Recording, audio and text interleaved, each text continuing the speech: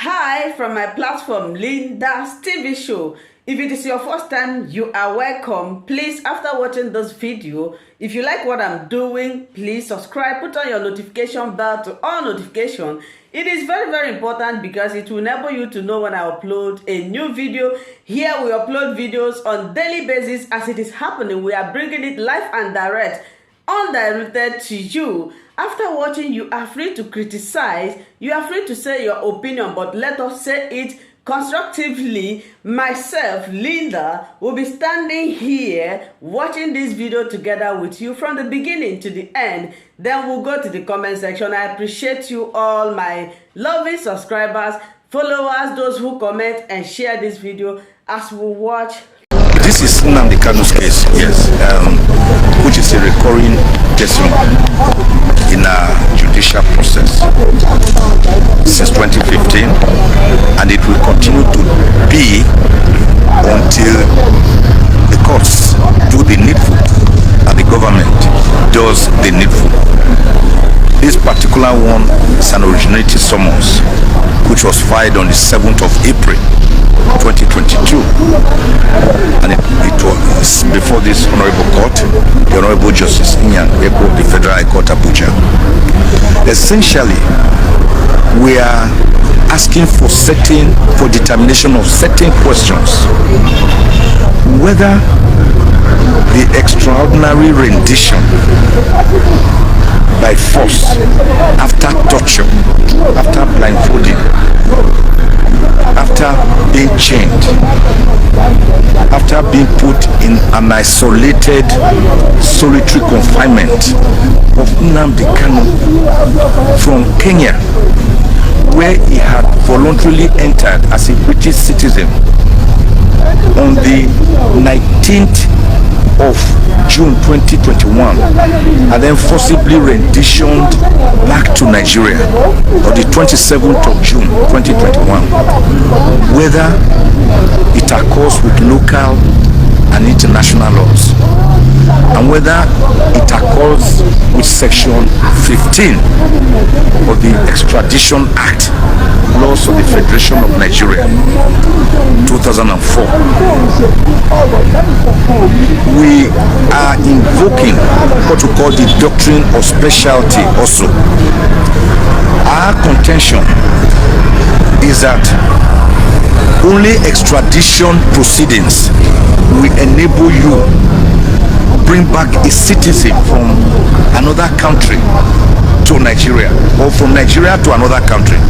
Indeed, we give the example of this police officer, Abba Kyari, who, when America wanted him for certain crimes, it was the Attorney General here who said he could not be extradited because a case had already been filed against him here. On the contrary, it is the same Attorney General that masterminded the forcible extraordinary rendition of Nnamdi Kanu from Kenya to Nigeria without following due process, without following the extradition process. And the Kenyan government, in a suit which we have exhibited, made it clear that they never consented for Nnamdi Kanu to be renditioned back to Nigeria.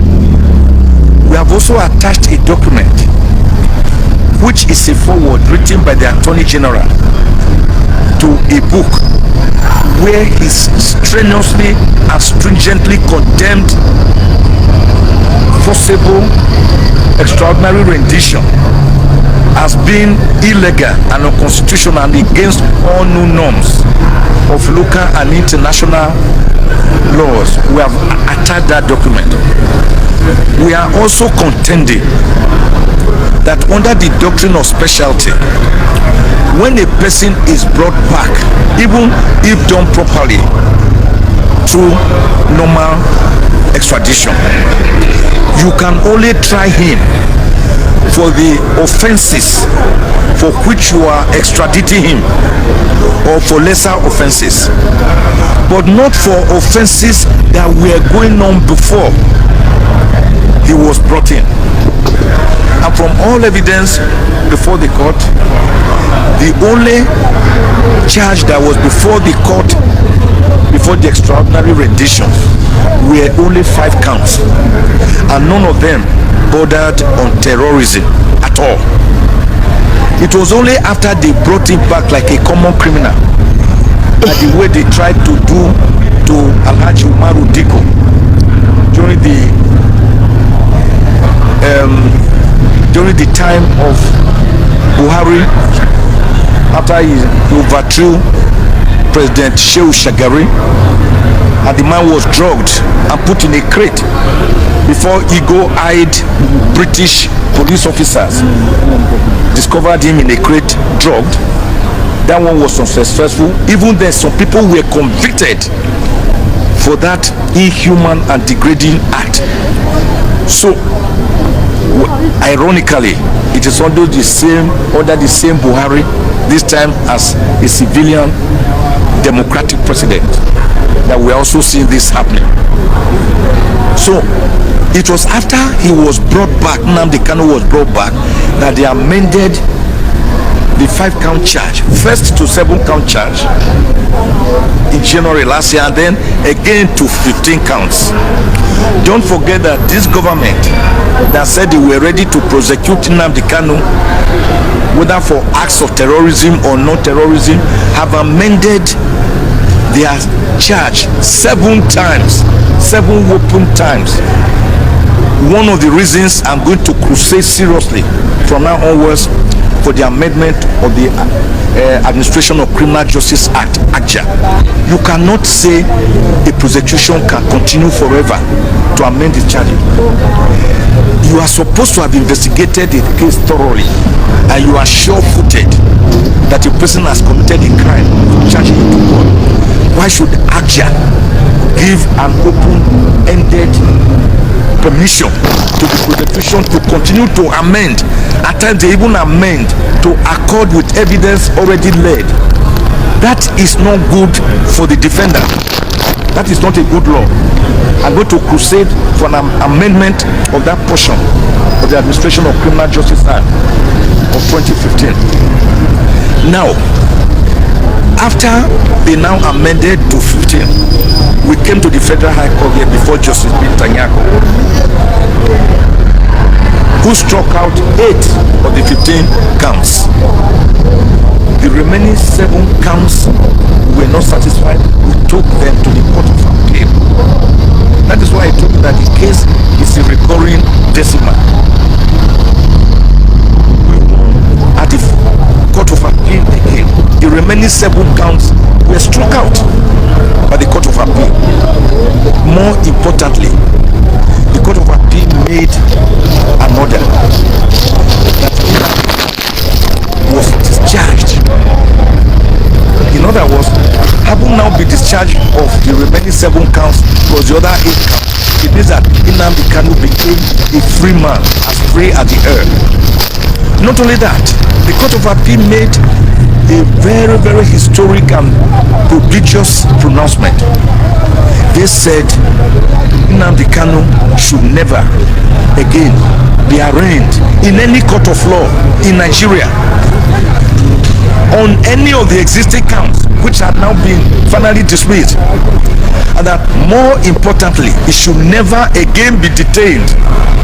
In other words, from 13th of October 2022, when the Court of Appeal delivered that judgment, Nnamdi Kanu became a free man. But the federal government surprisingly went to the same Court of Appeal before another panel to obtain an order for stay of execution.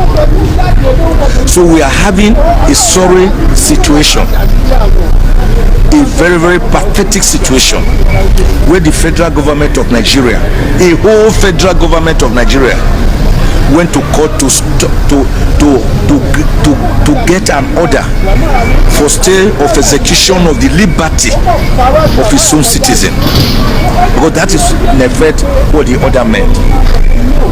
Compare with America, for example, from where we borrow our presidentialism. America will go to a country, they will go and take out their citizen even if kept in a cell, a solitary confinement, because they believe in the humanity of their citizens. But here is the federal government dehumanizing its own citizen, committing act of terrorism against its own citizen. That's what the federal government has been doing. Now, they then appealed to the Supreme Court since 18th of October 2022. After the appeal, they started stalling. They will make sure the matter did not go on. They will try processing, they will not serve us. Of course, the matter again came up just last week. And the Supreme Court, being very busy with all these time-bound election petition and pre-election matters, graciously gave us the 14th of September this year to come and take the main appeal. I believe that God will do the needful. So the case here, therefore, is predicated, because we filed this case even before the Court of Appeal judgment. This case was filed 7th of April 2022. The Court of Appeal judgment was 13th of October 2022. All the prayers we are asking for in this particular case have already been answered by the Court of Appeal in its judgment positively in our favor. So it means that by the grace of God, the 50 billion naira damages from the federal government for the brutal treatment of Nnamdi Kanu and its extraordinary rendition, and the 100 million naira we are claiming as cost for the suit are good to go by the grace of God. So this case has been adjourned now to the 7th of July for us to have an argument. Sorry, 11th of July for us to have a bite and possibly have a judgment by the grace of God. So Nnamdi Kanu's case, until the federal government allows Nnamdi Kanu to go, until the federal government frees Nnamdi Kanu, his case will continue to be like a whitlow on your index finger that gives you sleepless night. His case will continue to be like the hunchback. The hunchback person is always carrying the luggage. Whether you are lying down, you are lying on a luggage. If you are lying face down, you are carrying the luggage on your head. It is a matter that will not go away until Nnamdi Kanu is released. I want to refer the federal government to Exodus 8:19 and see what happened to Pharaoh when Moses told him, let my people go, continuously let my people go, and Pharaoh will not allow them to go. The littlest instinct, a gnat, was what the Egyptian magicians hired by Pharaoh could not conjure. And so when the magicians saw what was happening, they went to Pharaoh and said, this matter is beyond us. This is actually the act of God. So let these people go. But what happened? Pharaoh's check. Ears were deadened or deafened. Just as the ears of the federal government appear to have been deafened in this case. And we also saw the consequences for Pharaoh, how they were drowned in the Red Sea that was parted, and how it was covered for the Israelites to pass through. God first opened it for them to pass through, and then convert it to drown the Egyptians. I don't want that to happen to the federal government. So again and again, for the third time in about 10 to 12 days, on bended knees,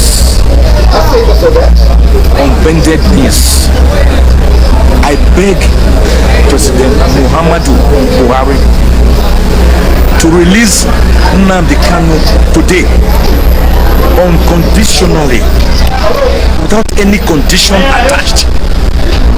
Because even the AU, African Union, has said it should release him. Even the United Nations Human Rights Commission has said it should release him since July 2022. Even my 34-page letter to President Buhari, I have begged him to release Nnamdi Kanu. He can do this through, he doesn't have to interfere with the judicial process. If that is what is giving him fear, let me give him the free legal advice. He can do this through the Attorney General of the Federation, who will use Section 174 of the Constitution to enter a nolle prosequi, which is a discontinuance, a termination of the entire phony charges that have been dismissed by both the Federal High Court and the Court of Appeal. So as I speak to you today, Nnamdi Kanu is being held unconstitutionally, illegally, unconscionably, arbitrarily by brutal.